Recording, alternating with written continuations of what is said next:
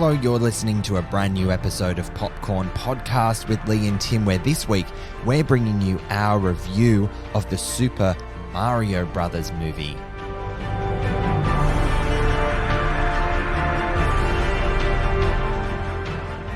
I'm Tim Ifland, movie buff. And it's a me, Lee Livingstone, entertainment journalist. Oh my God. Okay, that's it. That's our review. That's our whole conversation. Nothing will be better than that. All right, where was it? What's our intro? And we love to talk all things movies. Completely threw you off. You threw me. This week we're talking the Super Mario Brothers movie, which is based on the world of Nintendo's Super Mario video games and brings Brooklyn plumber brothers Mario and Luigi to animated life on the big screen. When Mario and Luigi are transported down a mysterious pipe and separated in a magical new world, Mario embarks on a quest to find Luigi. With some training from the strong-willed ruler of the Mushroom Kingdom, Princess Peach, Mario taps into his own superpower. The Super Mario Brothers movie is directed by Aaron Horvath of Teen Titans Go fame and Michael Jelenic, who has brought us DC animated series Batman and Wonder Woman as part of his filmography. Yes. The screenplay is by Matthew Vogel of Minions: The Rise of Gru fame, and it stars Chris Pratt, Anya Taylor-Joy, Charlie Day, Jack Black, Keegan-Michael Key, Seth Rogen, Fred Armisen, and Charles Martinet. I was going to say, I'm going to launch in with this, Lee. Eat your heart out, Chris Pratt, because you're coming for his voice talents here with the intro to this episode. I don't know about that. We'll see. You'll be coming for his crown for the sequel, no doubt. Lee, what is your relationship with the Super Mario world? You used to play it as a kid. Did you love it? Yes. I had a Super Nintendo NES back in the day, the one with the cartridges that you had to blow on before you put them back in. Classic. God, that's a throwback, isn't it? Having to do that for them to work. Yeah, what about yourself? Oh, yeah. I'm a huge Super Mario Brothers fan. I especially have an affinity for Mario Kart. I know that's really basic and simple, but there's just something so classic about that game and its iterations that have come out over the decades that I simply just cannot get enough of Mario Kart. Throw it on and I will play with a grin from ear to ear every time. So you would have loved the whole sequence in this film that involved the Mario Karts. You have no idea. And of course, it was Rainbow Road. So I was just going back to my childhood and even my adult years because there's just nothing better than Rainbow Road in my opinion. So I was stoked that they chose to reflect that in the movie. I still play the Wii version now. You still have a Nintendo Wii? I do. Why is that shocking? Oh, I don't even know why I had such an inflection in my voice with that question. I guess I just don't know many people who still have a Nintendo Wii. Yeah, I do. Let's get into the story of this film because it was really fun seeing these characters on the big screen. There's been a bit of controversy, of course, around the voice casting of Chris Pratt and Charlie Day as Luigi and Mario. But let's start with the story. Okay, so I felt the film was true to the spirit of the game. Okay, behind the scenes, it's co-produced by the creator of Mario, the person who invented Mario, and the representative director of Nintendo, Shigeru Miyamoto. So having that pedigree behind the scenes goes a long way into what we see on the screen. I agree, Lee. I think overall they really do honor the game and its characters and the world really nicely. However, how successfully to a point, because what I was taking away from this was that they played it really safe. But do you think that was okay? They played it safe. Yeah, well, that's one of the criticisms that are going around with early screenings is that the story was really simple. It is simple. And I don't see a problem with that generally. It moves at quite a fast pace. It's a really tight 1.5 hours, I think. Is that right? Yeah, it's only 92 minutes long. Which is perfect for kids. And I guess, unlike other Illumination animations, there isn't a lot of emotional stakes. Yeah. They don't dive into that and a lot of character development. They're really relying on the fact that you're familiar with the games and the characters. So, I mean, if you're an adult and you're not a fan of the games, it might not be enough for you. And I think that's where a lot of the criticisms are coming from. Yeah, look, I'm trying to position this around not necessarily a criticism, but understanding that I'm not necessarily the audience for this movie, although I went in expecting it to be, because I've been playing this game for so long. It was my childhood, but I've also got to remind myself that I'm almost 35 years old. And when you're making like an animated film about a bunch of larger than life characters, then maybe you're not the target audience. But just to build on your point, I really was expecting that they would have maybe had a bit more fun with the characters and the humor, because it was really simple, but simply put, they're making it for kids. And I had to be at peace with that when I left the film to try and figure out what I just watched. I disagree slightly, because it's definitely made for kids. Unlike other Illumination animations, there isn't a lot of higher brow jokes aimed at just adults. Yeah. You might find that in Minions and The Bad Guys, for example. But this really is a fun, nostalgic movie for the kids, or, and this is what I want to add to your point, your inner kid. Because if you grew up playing Nintendo games, I think you're going to get a lot out of this film, and I did, because there's so many Easter eggs, or let me put it another way, Yoshi eggs spaced throughout the film. There are so many Easter eggs for fans of the games. And I think people will get a kick out of that. But yeah, if you're looking for a deeper emotional story, it's not there. Yeah, I mean, in some parts it was. I mean, when we do talk about characters, I think the main takeout would be that it's quite surface level, but we've never met or known these characters outside of them just uttering things like Wahoo and let's go and things like that. So they had a task on their hands to really flesh out not only the story and the world from segmented levels that you play in a video game, but also the characters that come with it. Bowser, for me, was one that I think they nailed perfectly, because he was quite complex and layered as well. I just don't think they got to the dizzy heights that Jack Black gave across the board. But you are right, it's tapping into your inner child. They had to keep it tight for an audience that it was targeted towards, all those things. Yeah, and it's hard to squash all of that into an hour and a half. One interesting tidbit, though, from the original games is that Miyamoto conceived of the character of Mario back in the 80s, okay? And he first appeared as a character that was kind of nicknamed Jumpman in a game called Donkey Kong. And he was part of a love triangle between the ape, a carpenter, which was the early iteration of Mario, and a woman. And without giving too much away, they've really played on that origin story in the movie, which I thought was quite clever. You know, I didn't know that Mario was originally a carpenter. I thought he was always a plumber. No, he was a supporting character in Donkey Kong. There you go. So Donkey Kong, I guess, is the MVP of his own story, especially in this movie. He's a bit of a celebrity, isn't he? Which explains why we find him in this film. He wasn't just a Nintendo character added for the sake of it. He has origin ties to Mario. Yes. But yeah, I think a lot of this film is really just honoring the origins of Mario and Luigi and the game and all the Easter eggs. So it really is for fans and for kids. Speaking of honoring the origins, can we just talk about how they set up Mario and Luigi in this movie as brothers from Brooklyn, from an Italian family? Wrapped up in that is this really fun way of basically introducing us to these characters for the very first time, is their new business advert for their plumbing business, which also played as a vehicle to address what you referenced at the top of the episode, which were some controversies around the accent. Yes. How did you feel that they dealt with that from a story and character perspective in the movie? I see why they did it that way, and it's interesting that they did it that way. I'm glad that they addressed it. Yes, like immediately as well. They didn't shy away from it. They just threw you in going, okay, we need to assess this whole accent thing, and they do it in quite a fun way. And for me, it kind of worked. Yeah, to explain, Mario and Luigi are Italian Americans, and I guess they just kind of lean into their heritage for the commercial purposes, for the gimmick, for the business. Yes. And look, I understand why they didn't even attempt to have Pratt do the accent, because that would have been 1,000 times worse than casting an appropriate actor in the voice role. But it's still disappointing that they couldn't get someone more relevant or suitable.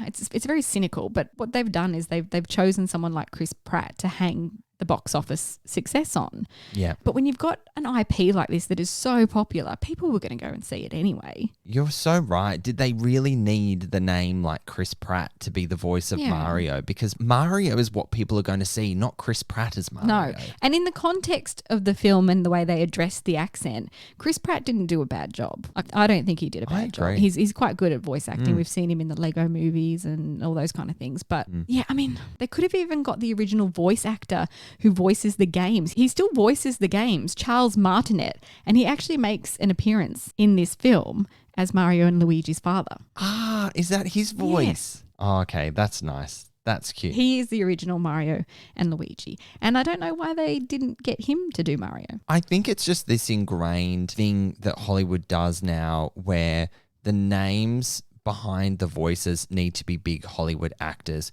Gone are the time of the Disney animated films of yesteryear, even as recently as the 90s. You would actually cast voice actors. You would actually cast voice performers who did that for a living. It kind of hit this ceiling with Shrek because you had Mike Myers, Eddie Murphy, and Cameron Diaz voicing those iconic characters. And then Hollywood were like, whoa, we're onto something here. Yeah. And then it's just this whole extra economy of Hollywood of actors just banking serious coin, lending their voice to animated characters. So I'm not surprised they went down that road here, despite that it could have worked without it, I think. And speaking of the voice acting, let's continue down this road. Charlie Day as Luigi. I love him in voice acting roles. He has a really iconic voice, so I'm happy that he played Luigi. Although Luigi doesn't get a lot of screen time in this film. He's definitely sidelined, that's for sure. Yeah, that's another criticism of the film, that Mario and Luigi aren't together for all that long. No, it's that classic setup where the titular characters you meet for a hot minute and then they get separated and the adventure is trying to reconnect them to join up again. Like it's a classic story. But as a result, then one of the characters is sidelined, and sadly it's Luigi because he offered some really good energy to the story. He's deeply anxious and nervous. He's a bit of a scaredy cat, bit of a bumbling idiot, but really endearing all the same. And I think that Charlie Day offered a really good balance of that character through his work. And we did get a sequence at the beginning of the film where they work together like they do in the game, the two-player, two-hander, as they're running through the streets of Brooklyn, which was quite fun. Yeah, I really liked that. That was the first sort of introduction into the classic getting around obstacles to get from A to B in there, which obviously evolves in when they go into the Magic Mushroom Kingdom world, the stuff that we're more familiar with from the games. The MVP of this film absolutely has to be Jack Black as Bowser. We knew that going in. I knew he was going to be my favourite going in. I was surprised by how they tilted Bowser's power-hungry motivation. And I don't want to spoil it here, but I was surprised at that kind of storyline. What did you think? I quite liked that he was a big meanie with a big heart, to be honest, because it just added some depth to his character that only Jack Black can exude. And of course, through the medium of song, which we're not surprised that he brought that layer of the character to the piece, right? So good. Yeah, he's perfect for the role. Gruff, menacing, but also cartoonish and fun. And he gets that big musical moment. Of course he does. I'm sure he wrote it into his contract or something or other like that. I think he wasn't sure about doing it actually, but I think they convinced him. I'm glad they did. It was fun. Me too. You actually can't imagine the movie without that moment or those moments, because for me, they just worked really well in encapsulating his character and went to those areas of quirky funniness that I think other areas of the film lacked. And without that, it could have been a bit of a plateau of an experience. So I'm glad it's in there. We've got Anya Taylor-Joy as Princess Peach. I think she nailed it. She did a great job. Strong-willed, as we said at the beginning. You don't get a lot of character backstory about her, though, again. No, you're just thrown in that, she ain't no princess who needs rescuing. That much is clear. She's a bit of a kick-ass fighter and a really strong, dedicated leader to her people. But they did tease about how she doesn't know how she got there. So there's something to uncover about her character maybe in future films, but it was missing from the mix. No doubt setting up sequels, 100%. Oh, God, yeah. With all the mid and end credit scenes and all those other Easter eggs that happen throughout, this is going to be a franchise. That's for sure. Well, they're hoping for it to be anyway. And that's another thing we didn't mention. There's 2 end credit scenes, which are quite far. Like it really is at the end of the credits. You really got to sit and wait for it. I mean, they're kind of inspired by the MCU, right? Where they keep you sitting at your seat till the bitter end while you're holding onto your bladder to go out to the bathroom. You just got to hang in there because there could be something. I also thought one of them was a bit of a nod to Chris Pratt's Jurassic World series too. I won't spoil anything, but I'd love to hear what other people think when they see it. Yeah, 100%. Keegan-Michael Key, of course, voices Toad, who also doesn't have a lot to do, but he's a really accomplished voice actor. So I kind of wish he did have a bit more to do. I quite liked his version of Toad, really enthusiastic, resident of Mushroom Kingdom with an appetite for adventure. But that's really all you took away from it. Toad is a character that I always choose to play in Mario Kart as well. So I was particularly excited to see more of him. Sadly, didn't quite get there. Yeah, you didn't get much of him in the Mario Kart sequence either, did you? No. Oh. What's a character that you always pick when you play Mario Kart? Do you have a go-to? Oh, I'm probably Princess Peach. Ah, nice. I got to do a special mention, not a main character, but really has to be called out. The blue Luma star from Super Mario Galaxy, who pops up throughout the film, trapped in a dungeon, trapped in a cage. And this little star is so psychopathic, nihilistic, this little thing whose toddler voice is at hilarious odds with its attitude of just wanting life to end because it's all meaningless. And everyone around it is just like, oh my God, stop. They're stuck within their cages with this complete psychopath. Very, very funny comedy layers. Yeah. I agree. They were arguably the MVP of the movie. Oh, do you know who we forgot to talk about? Seth Rogen as Donkey Kong. Hey, were you surprised by what he brought to the role? Because I was. I was, and I enjoyed it. Yeah, me too. I really, really liked it. I was worried, again, with another actor like Seth Rogen who has such an iconic voice, and you think, will this work with this classic character of Donkey Kong? And I really, really think that it did. He had a lot of fun with the role, you could tell. Yeah, 100%.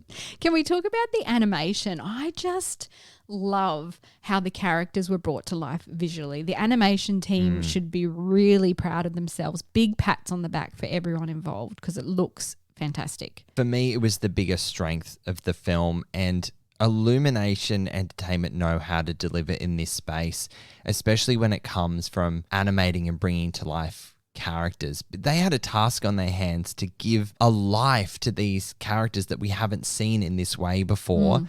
And I really believe that they got that balance right, because everything stood out from a visual perspective for me in this movie. There are no flaws. There are literally no flaws. Yeah, 100% agree with you on that one. I also want to talk about the music a little bit, because they use a lot of 80s music, which I thought was a really nice touch because, you know, Mario was created in the 80s and it just references that era, but it wasn't overpowering either. Like very familiar songs, but it just didn't really hit you over the head with the soundtrack. And the way Brian Tyler remixed in those iconic 8-bit sounds and character themes from the game, I got a real kick out of that. Sometimes when I heard the music of some of the character themes, I was like, oh yeah. Yeah, it crept in, but in all the right ways. And it offered a real beautiful cinematic voice to make it feel just that little bit more epic and that little bit more fun. And it was certainly those small pockets of hits of nostalgia that definitely came through with the music, which is a really enjoyable experience for me because when you're racing down Rainbow Road or traversing through Mushroom Kingdom and the music, that familiar music soundscape creeps in, it was just a really great experience. Even that little sound of the zombie skeleton turtles falling to pieces and then coming back up again. That I can't even do it, but that kind of like bones rattling kind of sound. Yeah, exactly. It's iconic. Iconic. And even the simple things from a sound perspective, like the coins and using the power up with the mushrooms, just all those really familiar iconic sounds were just woven into the narrative really nicely. Yeah, done really, really well. Can I just call out one thing from an animation and character perspective that I don't know why it jarred me so much. It made me feel really uncomfortable. Oh, right. I'm keen to hear what you think. I didn't know how to feel when Mario and Luigi took their hats off and you could see their hair. Like, I just wasn't expecting their hats to ever come off and then what their hair would look like. Right. Do you know there's a whole department that focuses just on hair? Because Bowser's hair is just luscious and flowing. It looks fantastic. It really does. I'd be so upset if you were allocated to hair animation for a film where the titular characters kept their hats on the entire time. Exactly. Maybe they're like, oh, let's look out for the hair animated people and we'll make them take their hat off from time to time. So they've got some work to do. But you felt confronted by that moment. I don't know how I felt about the little fringe quiff. That's all I'm saying. Like, I don't know. It was cute. I liked it, but I was, whoa, Mario without a hat. Like, it took me a while to get used to it. Mario without a hat. There you go. Oh, on that note, let's wrap up our review of the Super Mario Brothers movie, shall we? Okay, let's do it, Lee. The Super Mario Brothers movie is a fun escape to the cinemas. Illumination have produced their best animation work to date with some truly breathtaking set pieces and character work. As a longtime fan of the Super Mario games, I was giddy with excitement, but quickly realized that they didn't make the film for me, a nearly middle-aged man wanting his greedy fix of nostalgia. This is a film for kids, and despite my qualms with the story, characters, and general safe approach to the IP, it is still good fun, and I look forward to how they will build out this world and franchise with future films. I'm going to rate the Super Mario Brothers movie 3 popcorn kernels. I find it interesting that the nostalgia wasn't enough for you as a fan. Look, that is a pointed question that I could dive in further. Just to clarify, like, there is so much nostalgia in here. It's definitely true, but I think I wanted the nostalgia to manifest into something that had a bit more meat on its bones, if that makes sense. I was excited to see how they were going to flesh out these characters a lot, give them some of that depth. Yeah. And I just don't think they got there. They were limited by runtime. They were limited by the audience they were making it for. And I just have to be okay with that because I'm 35, not 12, you know? Well, the Super Mario Brothers is simple, it's colourful, it's fun, and it plays out in a very reasonable 1.5 hours. It's perfect for the young or the young at heart, but if the creators set out to leave an unforgettable impression on audiences, it's not at the same game level of Illumination's other offerings. It's not going to become a cult classic like the popular games it's based on, but it's definitely a good time at the movies for the whole family, so I'm going to give it 3 popcorn kernels out of 5 too. On the same page with a really unique take on it, but for different reasons. Different reasons, that's right. But I'm so glad that we still had a good time because you definitely will. It's colourful fun, that's for sure. Well, the Super Mario Brothers movie is in Australian cinemas from April 5th. And that's it for another episode of Popcorn Podcast. We hope you enjoyed our review of the Super Mario Brothers movie. And as always, friends, thank you so much for listening. We'll catch you next time. Wahoo! We have a website, popcornpodcast.com. Make sure you check it out. We've got all our episodes up there for you to listen to. If you'd like to get to know us a little better, there's an About Us section, and we run ticket giveaways, so keep an eye on the website for more information.